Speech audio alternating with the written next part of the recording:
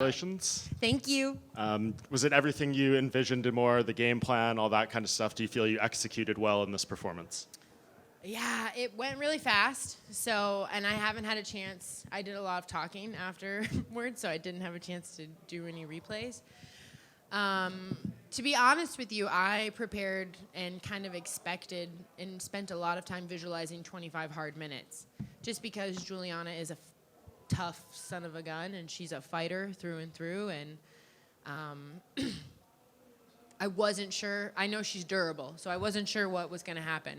There were even moments in the first round where I wanted to kind of unleash, but just felt like, all right, 25 minutes is 25 minutes. Let's be smart here. And then in the second round, I heard the clapper. I was in a strong position with the Kimura grip, and this is a move that Coach Mako and I and Coach Mike and I drill quite a bit. Like, I feel pretty strong there. We go from Kimura to north-south to crucifix and, like, just over and over and over again. And so I heard the clapper, and I was like, well, let me just give it a little yank and see what happens.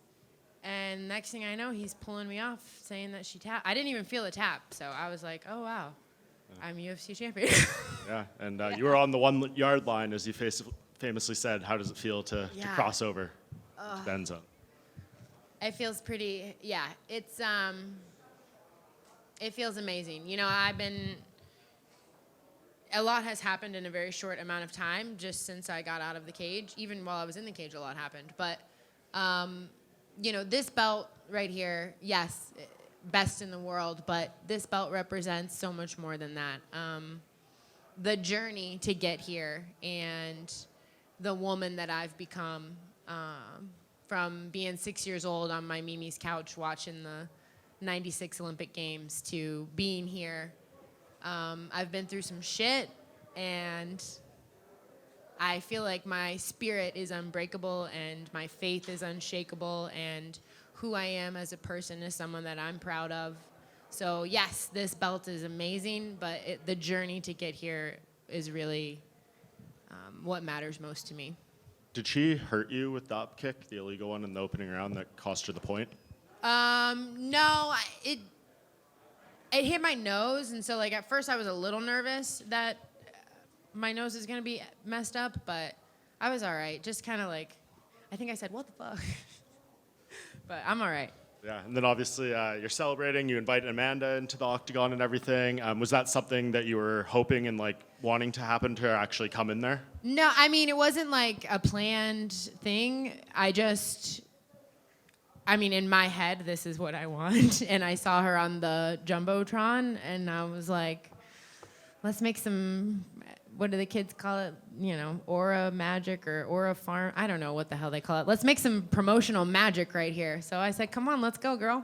Yeah, I think it worked out great. Thank you. you. When I spoke to Ali a couple days ago, he said, like, the perfect plan would be you guys first fight at 45 and at 35. Mm-hmm. Any sense that could happen, or do you think it'll be for that belt in front of you?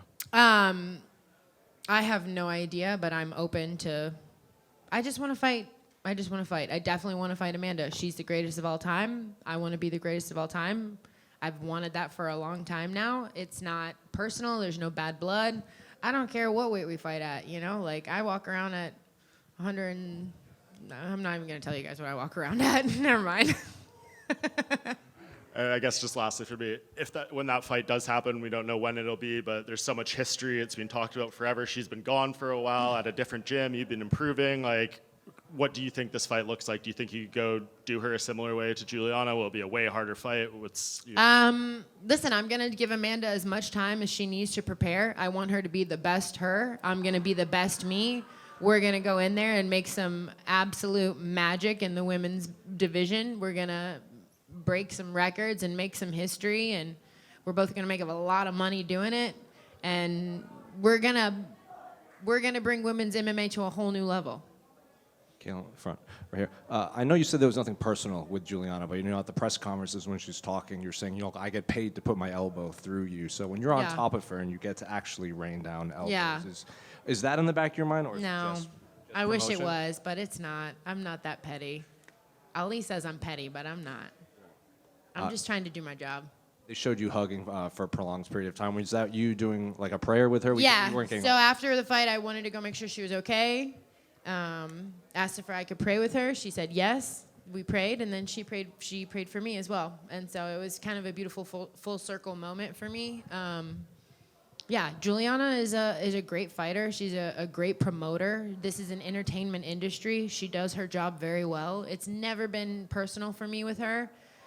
I didn't know if it was personal for her or not, but apparently not. So it's, it's all good. Like, it's all good.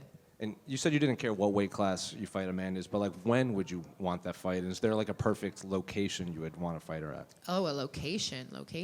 Send me location. Yeah, dude, I'd fight her on Mars. I don't care.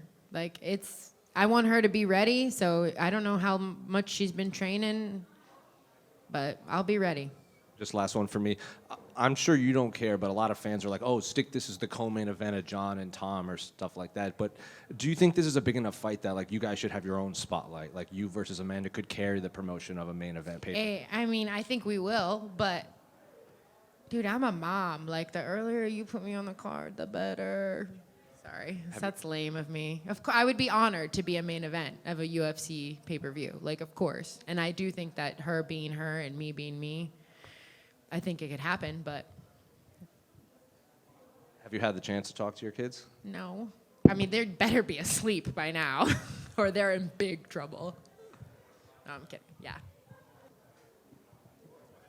Couple questions, more on the lighthearted side. I love that. Start off with, which is harder, the Emus or the ATT Fantasy Football League? Oh, shit.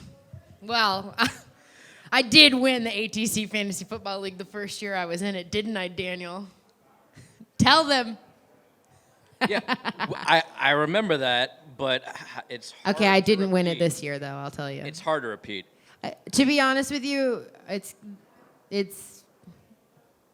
because I have a life, and all of those guys don't, okay? I have young kids. I have a blossoming career. I have emus. These guys just sit on their computers all day and look at grown men in tights. It's unbelievable. He's not ashamed. All right, well, shots fired on that.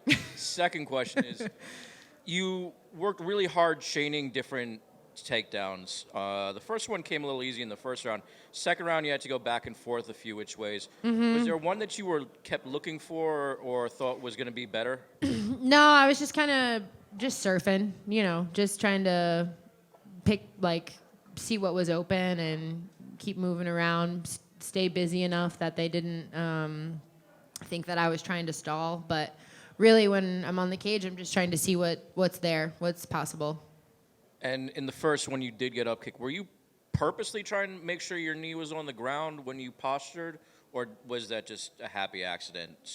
I have no idea. Not second by second. I mean, usually I keep my knees on the ground unless I'm gonna throw their legs by and smash them in the face. So I think my knees were probably down because I usually keep them down. Fair. Kayla, right over here. You made this happen in very quick time in the UFC. I know it's been a long time coming for you and a lifetime worth of work, but 3 fights into the UFC is very, very respectable. How does it feel kind of making it happen so quick? I mean, yeah, it feels pretty damn good. Feels surreal. I'll tell you, it's not easy, and yeah, everything. Usually, all the good things worth having are not easy to attain. So, although it has only been 3 fights, there's a lot that goes into those 3 fights, those 3 camps. Even, again, like you said, the lifetime before it to get to this moment. I've had a lot of help. It takes a village. I have a lot of people to be sending thank yous to, and this belt, a piece of it belongs to each and every one of them. So I'm just eternally grateful, and I'm blessed. I get to live my dreams out loud and chase them and teach my children that, this is how you live your life on fire. I know you've walked into your gym with a championship belt before, but this one has to be a little bit more special. When you bring this belt to ATT for the first time, how do you expect that to go? Man, that's probably one of the things I'm looking forward to most is just seeing my teammates, all of the coaches, all of the people who pour in to me and to this dream and who have helped make American Top Team probably the most dominant gym that this sport has seen ever.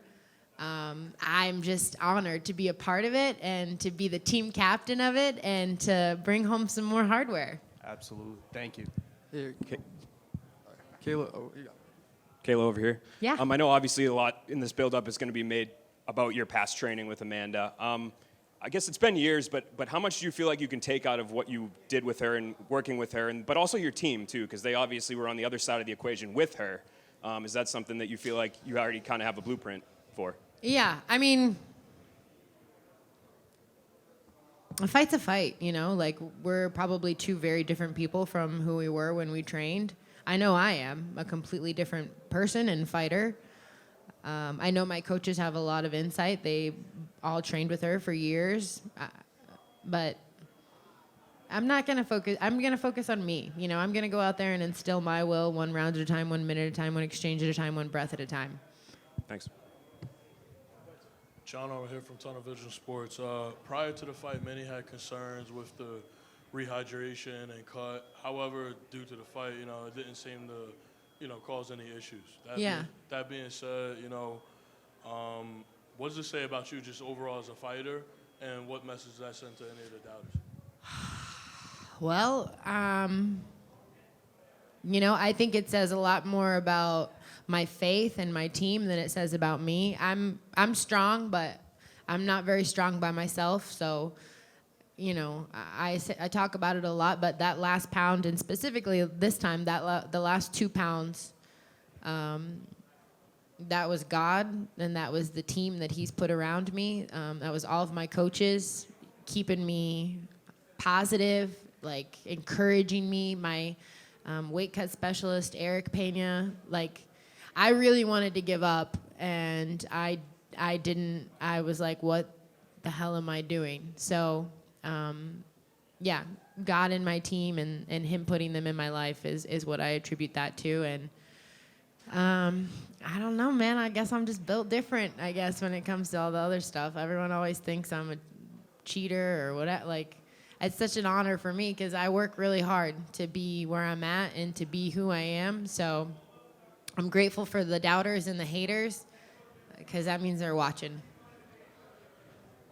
Kayla, just one last one, because you have been asked it, and I know it's been asked a million times before you achieved this. What is more difficult, winning an Olympic gold medal or a UFC title? And now that you have this, Dude, I the thought I was greatest gonna get combat away. athlete of all time.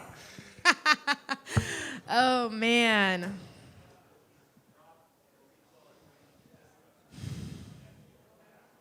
Shoot. This is like a very bad spot for me because if I say it's harder to be a UFC champion, then all of the judo people will be mad at me. And if I say it's harder to be an Olympic champion, then all of the UFC people, you know, they're both very special. This is like picking a favorite child. I don't have any favorite children, all right? I love them both. One of them gets on my nerves more than the other, but I love them both. I can't answer it. They're both special. They're both. Are you the greatest? Also, combat Henry, you owe me some motherfucking push-ups. Kayla, right over here. Yeah. You had a beautiful moment with Mike Brown right after the submission. You guys had a really nice hug. Just Yeah. kind of what was said in that brief moment, if anything, and just how did it feel? Dude, I just don't having even that know. moment? And Mike Brown's not even a hugger, you know? He's like he's not even a hugger, but I'm just like, we did it! That changes What did for we UFC say? I don't champions. even remember. We just were like, we did it. I don't know. We did it. This team did it. I couldn't have done it without them, 100%. Mike, Anderson, Mako, even Dan, you know, he keeps the lights on at the gym, so I'm grateful for him. I mean, all of my teammates, all of my training partners, all of the coaches that are back home right now, every doctor who's helped me get over an injury, every physical therapist who's taped up my knee, my nutritionist, my chef, like all of these people play a very pivotal role in my life, the team behind the team. And without them, I wouldn't be where I am today. So, yeah, I'm a blessed woman. And I'm not blessed because of this, but I'm blessed because of those people that I'm talking about. And I know the fight is like, I know just now happening and everything, but what would you consider Amanda's biggest strength just looking off at it now? I mean, I think she's gifted athletically. I think she's got natural power.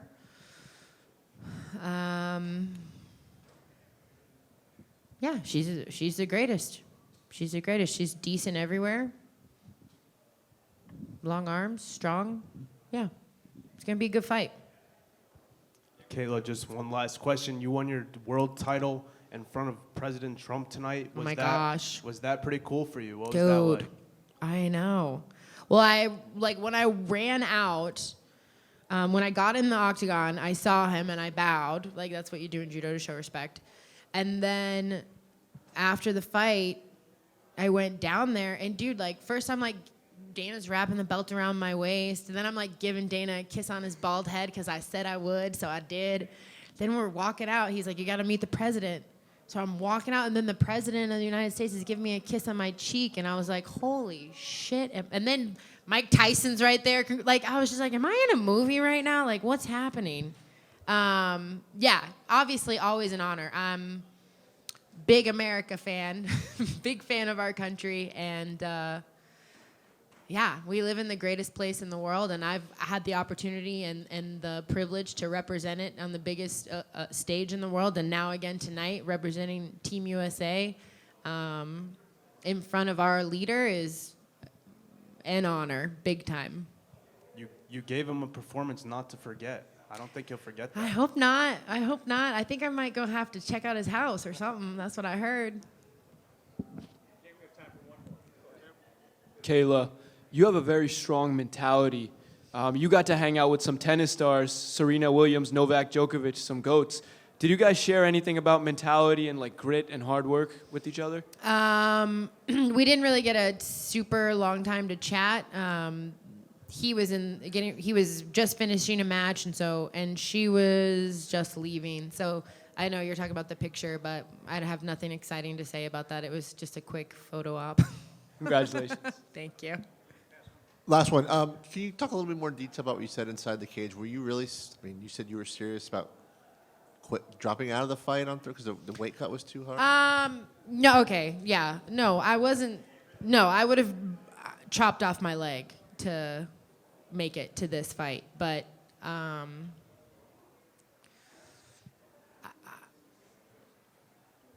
there are moments in your life where you have a choice, right? You have a choice to say I quit, or you have a choice to dig in your heels. And Thursday night was definitely one of those moments for me where I really didn't, I wanted to be like anywhere else on earth than in that sauna, you know? I'm not gonna sugarcoat it. It sucks ass. If anyone, yeah, it's not pretty, but it's in those moments when your true character comes out and you're forged, and I've been forged in the fire, literally. I think that Dan and I were joking about it, like, I might be unbreakable. Like, you can't kill me. I'm kind of like a cockroach, you know? It's just you can't get rid of me. And again, I give all of that to God. He's made me a hell of a weapon. Thank you guys so much.